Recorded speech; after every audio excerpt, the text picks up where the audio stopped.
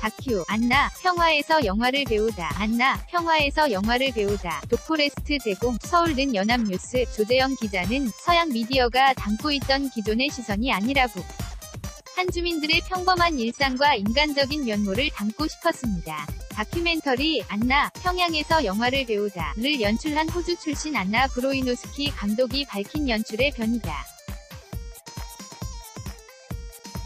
10일 서울 대한극장에서 열린 시사회에 참석한 그는 이 영화가 전하는 메시지는 결국 인류의 라고 말했다.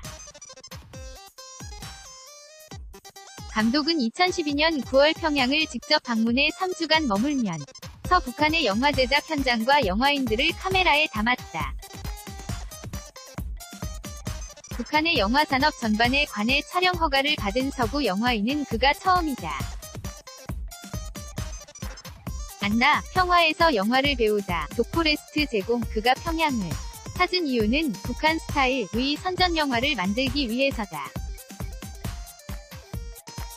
다국적 기업이 호주 시드니 파크의 셰일가스 채굴을 시도하자 감독은 채굴의 위험성을 알리기 위한 선전 영화 제작을 기획했고 그 노하우를 배우러 평양에 갔다. 감독은 북한으로부터 허가를 받는 데만 2년이 걸렸다면서 영화광인 김정일이 쓴 영화 교본, 영화와 연출에 따라 영화를 만들고 싶었고 그들은 제 말이 진심인지 알고 싶어 했다. 인터뷰 끝에 촬영 허가를 받을 수 있었다고 떠올렸다. 다큐에는 북한의 영화 현장은 물론 영화계 원로인 박정주 감독, 북한의 올리버 스톤으로 불리는 리관함 감독 등 북한 영화인들의 모습과 인터뷰도 담겼다. 또 김정일이 가장 아낀 배우 중 한 명으로 국민 여동생으로 불린 윤수경과 영화 도시처녀 시집와요 1993 속 여주인공 리경이 등 유명 배우도 등장한다. 이들은 북한을 찾은 서양 여성 감독에게 모두 진지한 태도, 또 그들만의 연출 기법을 알려주고 연기 지도를 해준다. 안나 평화에서 영화를 배우다. 도포레스트 제공. 배우 연기가 마음에 들지 않을 때 배우에게 제자리에서 앉아 다 일어났다를 수십 번 반복시키거나 직접 시연해 보이는 북한 원로 감독들의 색다른 연기 지도가 눈길을 끈다.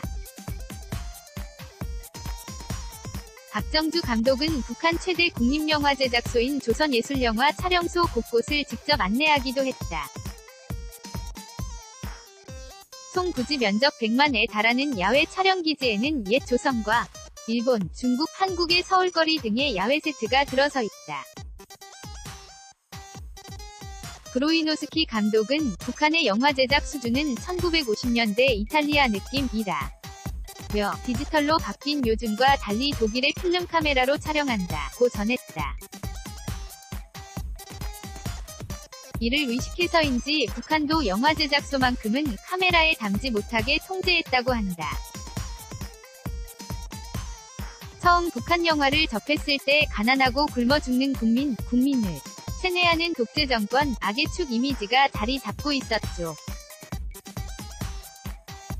그러나 기자가 아니라 영화감독으로서 세상의 복잡한 면을 담고 싶었고 북한 주민을 인간화하는 것이 제 목표였어요.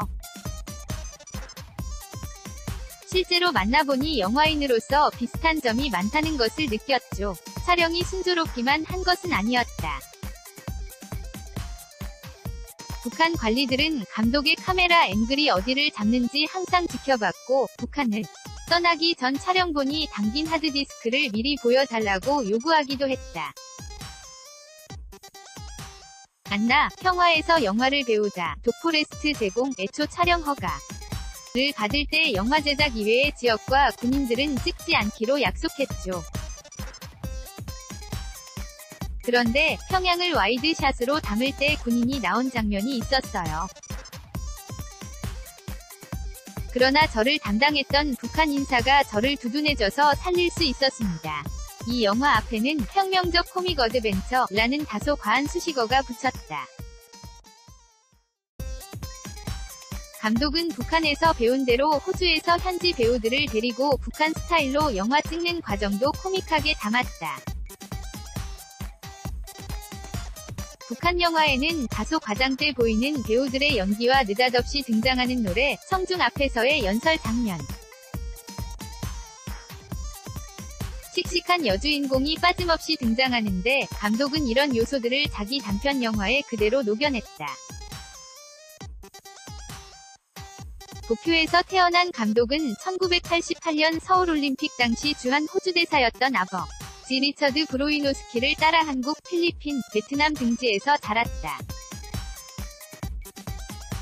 안나, 평화에서 영화를 배우다. 독포레스트 제공. 그는 아버지 덕분에 어렸을 때 DMZ도 가보고 남북관계에 관심을 갖게 됐다. 면서 이 영화는 트럼프 대통령과 김정은의 싱가포르 회담이 진행되지 않았다면 아마 상영되지 못했을 것이라고 말했다. 배우이자 작가, 록 바이올린 연주자였던 감독은 1995년 일본의 오타쿠 문화를 다룬 헬로 벤토 연출을 계기로 감독의 길로 들어섰고 2007년작 포비든 라이즈는 호주 극장 개봉 다큐멘터리 역대 박스오피스 10위 안에 들었다. 9월 13일 개봉. 정 FUSIONJC /YNA.CO.KR 2018년 9월 10일 14시 42분